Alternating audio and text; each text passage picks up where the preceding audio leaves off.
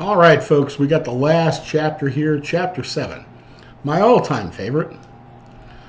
Oh, I'll put this on first. Financial statement fraud. Oh, yeah. Let's go take a look. All right, so can't decide which one of these to use. Okay.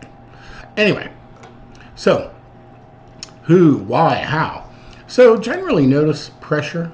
This is always a big deal. You know, somebody, they're looking for to make the company look better.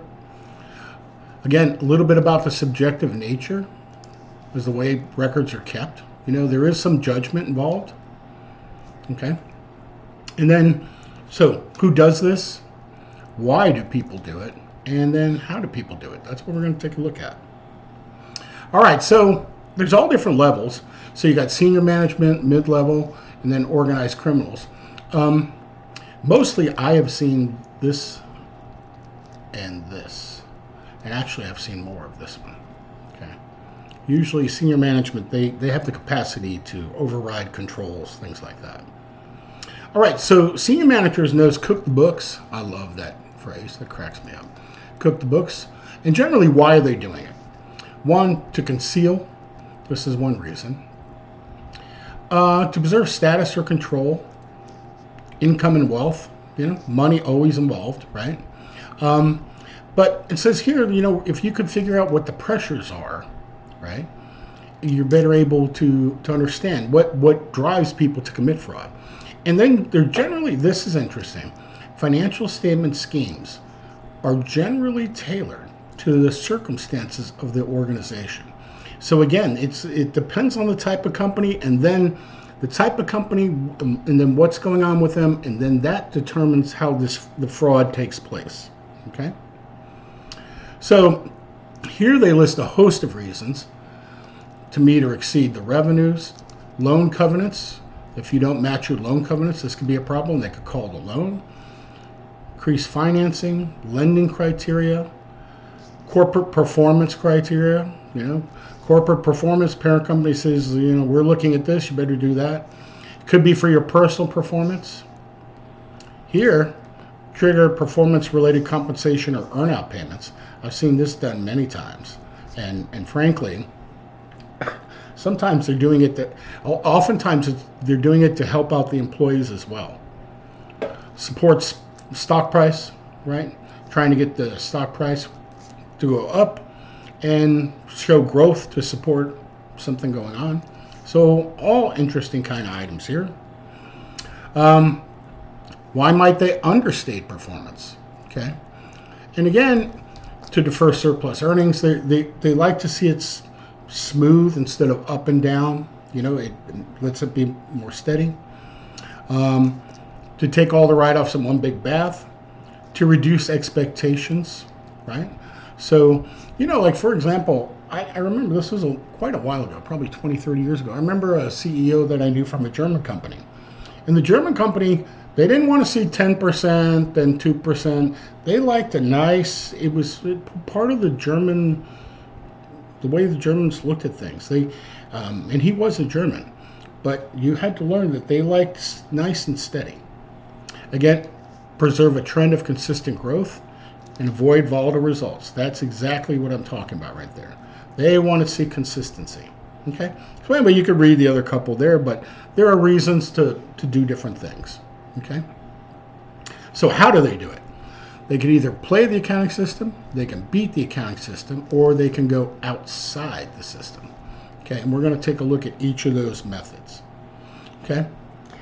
Here they're mentioning public versus private. Now, because of public companies,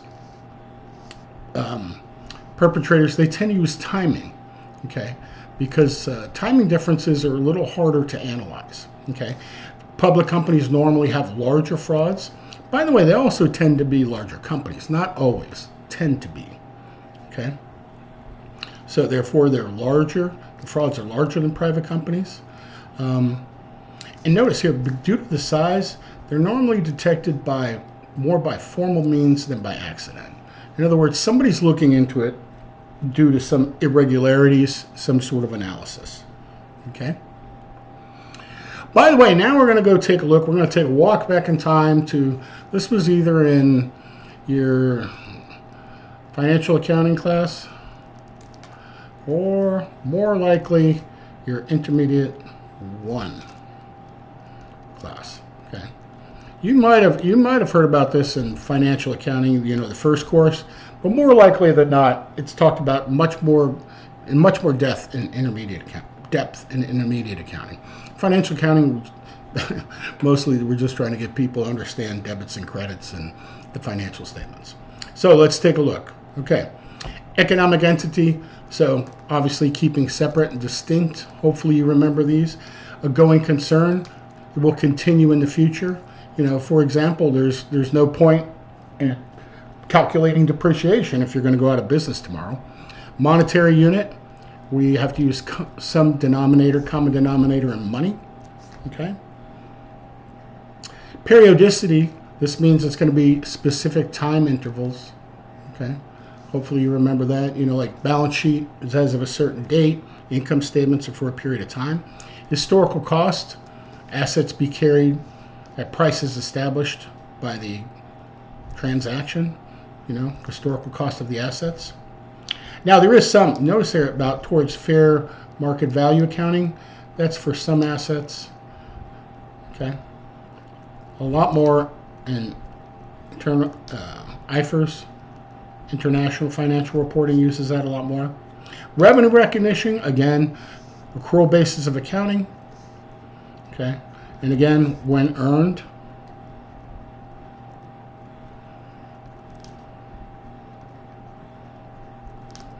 Okay. Hopefully this is coming back to you. Matching principles. Okay. Revenues, expenses in the proper period. Disclosure, transparent disclosure. Again, notes. Notes to the financial statement. Right. Telling people what's going on. Okay. Cost benefit. Okay. Trade-off between, so basically FASB considered trade-off between providing the information and the benefit to the users. So is it worth doing this? I actually had a little problem with this when my CPA firm, my partner sometimes, he would go crazy chasing 25 cents. And at 150 bucks an hour, how long do you want to be looking for 25 cents? Okay? But we used to have conversations about that. Materiality, again, what we're looking for here. Materiality is a user-oriented concept I mentioned here, but it's dependent upon the circumstance. And by the way, materiality basically means, would it change the decision? Change decision. Okay. Industry practice. Here they're mentioning reporting practices may deviate.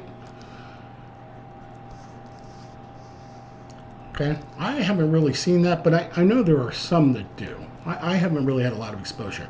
Conservatism, again, overstating assets and income and understating liabilities and expenses. Okay, we're supposed to be conservative, right? Relevance and reliability.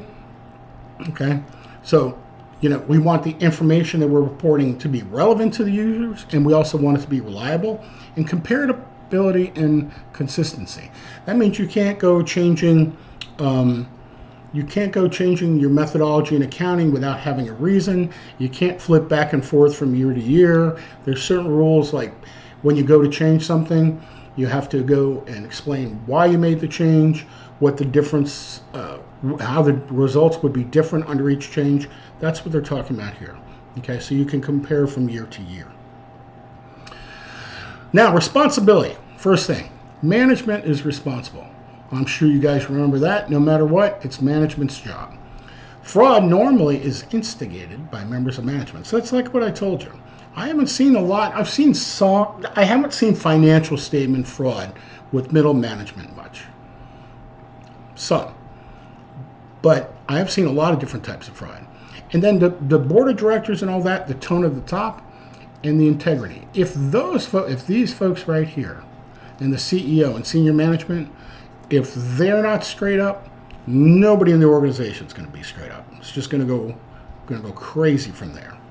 All right, folks, that's part 1 from chapter 7. This one's kind of long, but I kind of like it. It's kind of my favorite. All right, talk to you soon. Bye-bye.